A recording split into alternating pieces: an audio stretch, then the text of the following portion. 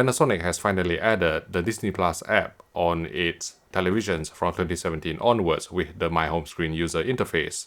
So as far as the model number goes, as far as I can remember, from 2017, there will be the EZ series of Panasonic OLEDs as well as the EX series of Panasonic LED LCDs. And from 2018, there will be the FZ series of Panasonic OLEDs and the FX series of Panasonic LED LCDs. From 2019, the GZ series of Panasonic OLEDs and the GX series of Panasonic LED LCDs. From 2020, the HZ series of Panasonic OLEDs and the HX series of Panasonic LED LCDs. And from this year, 2021, the JZ series of Panasonic OLEDs and the JX series of Panasonic LED LCDs will all be receiving a firmware update to enable Disney Plus support within the streaming app list. And I think, maybe some of you owners out there may have even had the firmware update rolled out to your TV over the past couple of days. I currently don't have a Panasonic TV in my test room to check out the app, so I don't know what format it supports. So if you are one of the owners and you have actually installed the app, feel free to leave a comment in the YouTube section below to let us know whether the Disney Plus app on these Panasonic TVs support Dolby Vision or not, and whether they support Dolby Atmos or not.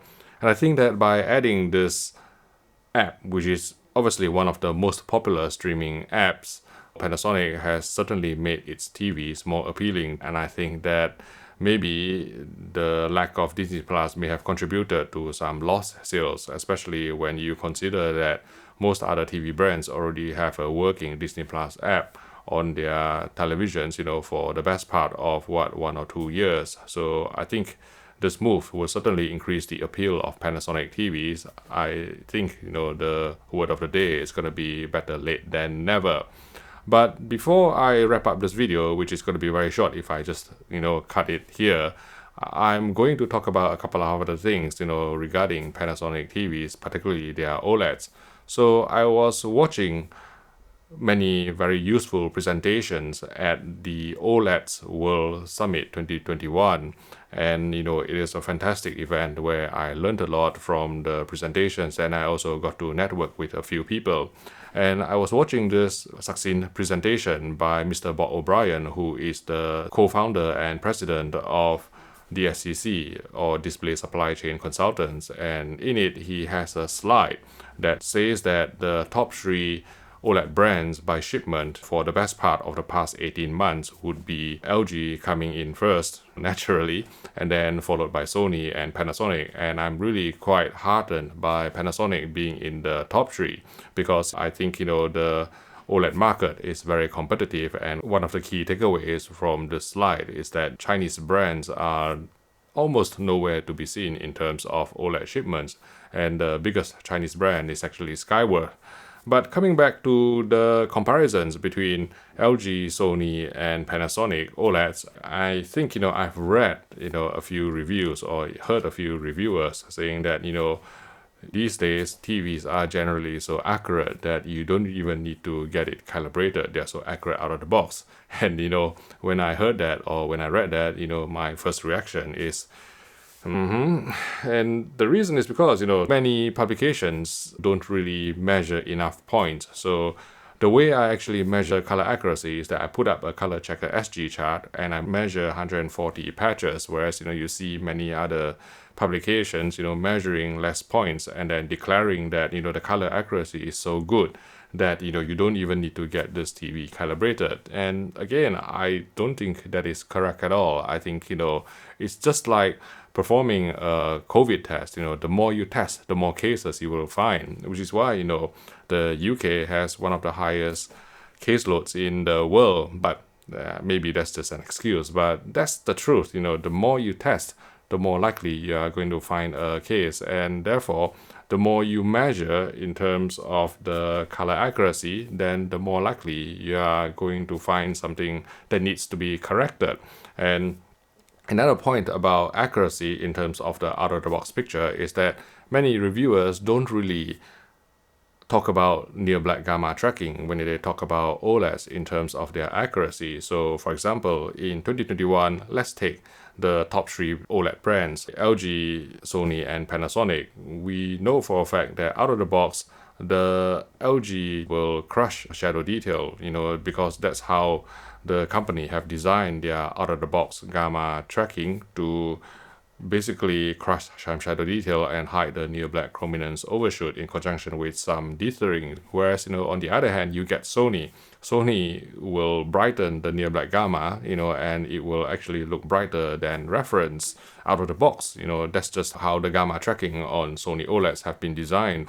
Whereas, with Panasonic, again, this comes back to my earlier point about Panasonic OLEDs being the most accurate out of the box. Now here, I understand that not every person, not every video enthusiast in every country has access to, let's say, a professional calibrator or calibration tools, and therefore you may want the most accurate picture out of the box that doesn't require any professional measuring equipment to rectify.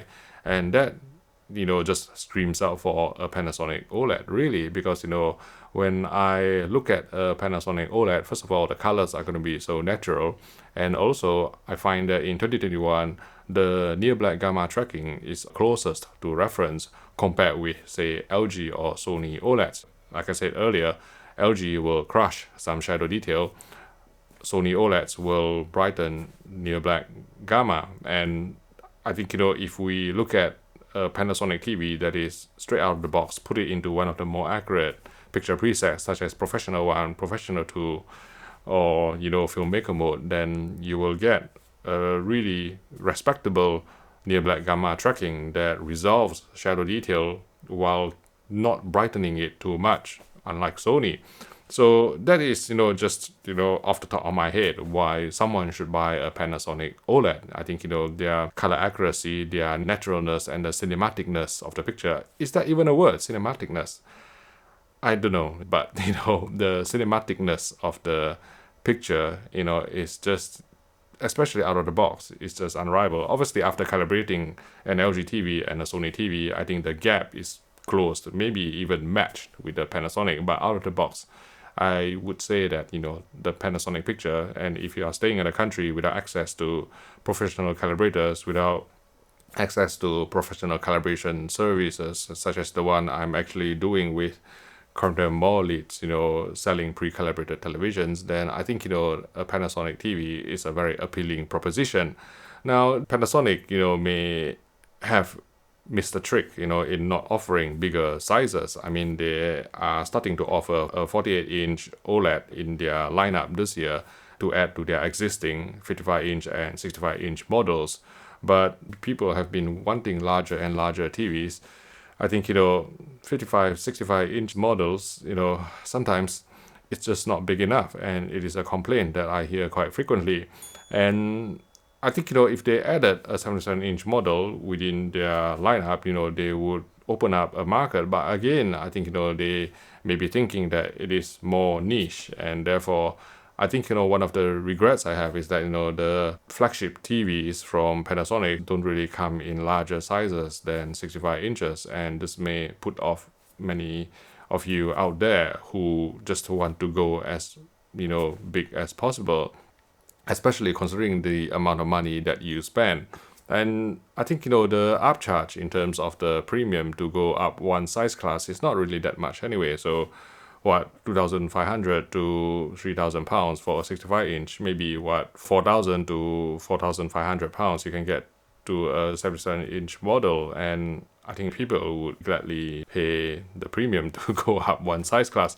But yeah, the best reason for anyone to buy a Panasonic OLED is the cinematicness and the naturalness of the picture out of the box. I think, after calibration, LG and Sony can get close or even match, or perhaps, on certain aspects even surpass. But out of the box, I don't think any of these TVs can beat a Panasonic OLED, which brings me to the point of whether there is going to be a shootout this year. And I think realistically, with the pandemic and also with the difficulty of actually nailing down a venue, I'm not entirely sure whether it will go ahead this year.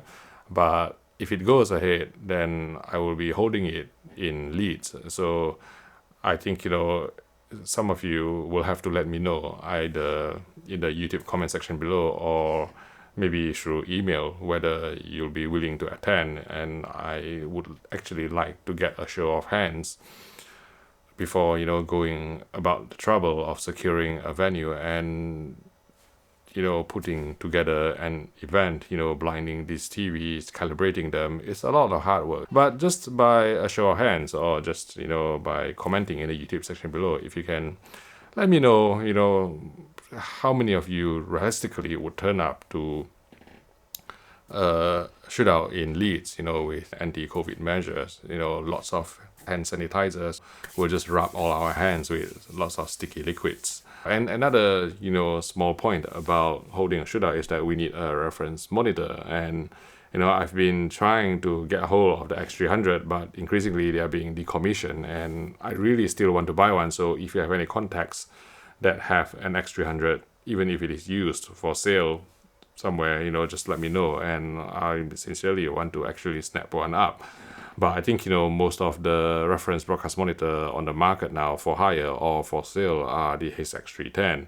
And, it's not that it's not a good monitor. It is an excellent monitor. But, I just think that I really dig the 0 candelas per square meter blacks of the X300 OLED and also the wider viewing angles and just a more organic look to my eyes anyway. So that's why I have actually been putting off buying an HX310, even though I know it is the right thing to do. I should do it before it runs out of production. So to watch more videos on Panasonic's 2021 televisions, please click here for our playlist and I'll see you in the next video.